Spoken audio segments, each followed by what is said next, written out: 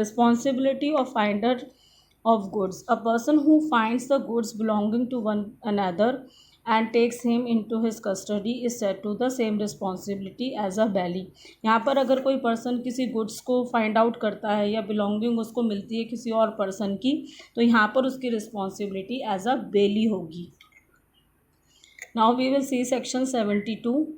Liability of a person to whom money paid or thing delivered by mistake or under coercion. यहाँ पर एक person है, वो एक मनी पेड करता है दूसरे को, और एनीथिंग डिलीवर्ड बाय मिस्टेक और अंदर मस्ट रीपे और रिटर्न हिट. अगर कोई रीपे करता है कोवर्जन के अंदर या मिस्टेक करता है अंडर कोवर्जन, तो जो person to whom money has been paid और डिलीवर्ड बाय मिस्टेक, उसको रीपे करना चाहिए, क्योंकि उसको मिस्टेक या कोवर्जन में मिला है, अपने आप नहीं मिला है. तो इस liability of the person to whom the money is paid. यहाँ पर सेल टैक्स ऑफिसर का केस है, Banaras Kanhaiya Lal Mukund Lal Saraf, where excess amount of sale tax was paid under the stress of sale tax department.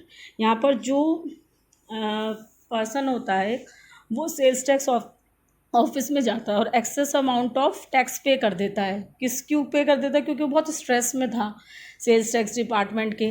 तो यहाँ पर ये हेल्ड हुआ कि person who has paid is not who paid the amount is entitle to recover the sale. अब यहाँ पर जिस पर्सन ने पेड किया था वो एंटाइटल है उसको रिकवर करने में, क्योंकि वो एक प्रेशर में, एक मिस्टेक में उसने ज़्यादा पे कर दिया जो उसको पे करना चाहिए था tax. Section 73. Compensation for loss और damage cause by breach of contract. अगर कोई ब्रीच हो जाता है तो उसके लिए हमें कंपनसेशन देना है. यहाँ पर ये बात बोली गई है, it's well understood.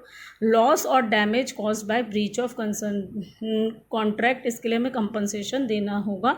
A contract to repair B house in a certain manner और रिसीव्स पेमेंट इन एडवांस. अब यहाँ पर क्या है, ए कॉन्ट्रैक्ट करता है कि मैं बी का हाउस रिपेयर करूँगा इन अ सर्टेन मैनर, और उसके रिसीविंग ले लेता है पेमेंट की.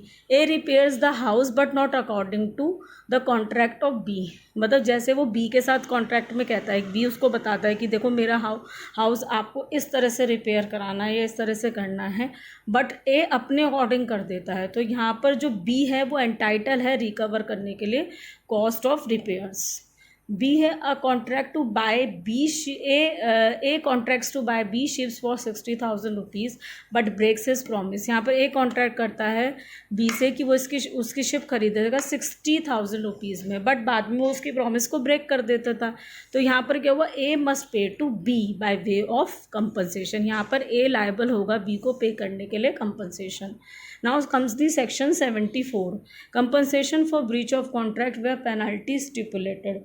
यहाँ पर क्या इलस्ट्रेशंस दिए हुए हैं कुछ. A contract with B 1,000 rupees if he fails to pay ₹500 on a given day, A fails to be ₹500 on that day. यहाँ पे ए कॉन्ट्रैक्ट करता है बी के साथ कि वो इसको 1,000 रुपये पे करेगा, और अगर वो फेल हो गया 500 रुपीज़ देने के लिए जिस दिन उसने डिसाइड किया है, तो वो उसको एंटाइटल होगा. तो यहाँ पर क्या हुआ, ए फेल हो गया बी को 500 रुपीज़ देने के लिए, तो यहाँ पर B is entitle to recover from A, क्योंकि ए फेल हो गया था. ए ने प्रॉमिस किया था कि आई विल गिव यू, यहाँ पर ए फेल हो गया बी को देने के लिए 500 रुपये उसी दिन, तो बी एंटाइटल हो जाएगा अपने आप ही कि वो रिकवर कर ले from A such compensation not exceeding ₹1000, पर वो 1000 से एक्सीड नहीं होना चाहिए.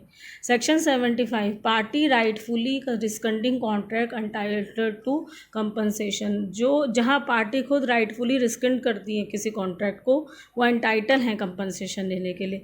जैसे कि एक a singer contracts with be the manager of the theatre. यहाँ पर क्या था, एक सिंगर था वो कॉन्ट्रैक्ट करता है थिएटर के मैनेजर से कि he will sing at his theatre for 2 nights every week वो 2 रातें उसके यहाँ गाना गाएगा. And the next 2 months same चीज़ चलती रहती है. And B engages to pay her 100 rupees for each night, और बी बोलता है कि I will pay you 100 rupees हर नाइट के, he will give 100 rupees to the singer. But on the 6th night में क्या होता है, ए जो था वो विलफुली अपने आप को एब्सेंट कर लेता है, जानबूझकर अपने को एब्सेंट कर लेता है, और इस कॉन्सिक्वेंस में बी रिस्किंड कर देता है कॉन्ट्रैक्ट। यहाँ पर रिस्किंड करने के बाद बी एंटाइटल हो जाता है कंपनसेशन और फॉर द डैमेज लेने के लिए from the a singer on non fulfilment of the contract. This is all about today. Thank you guys.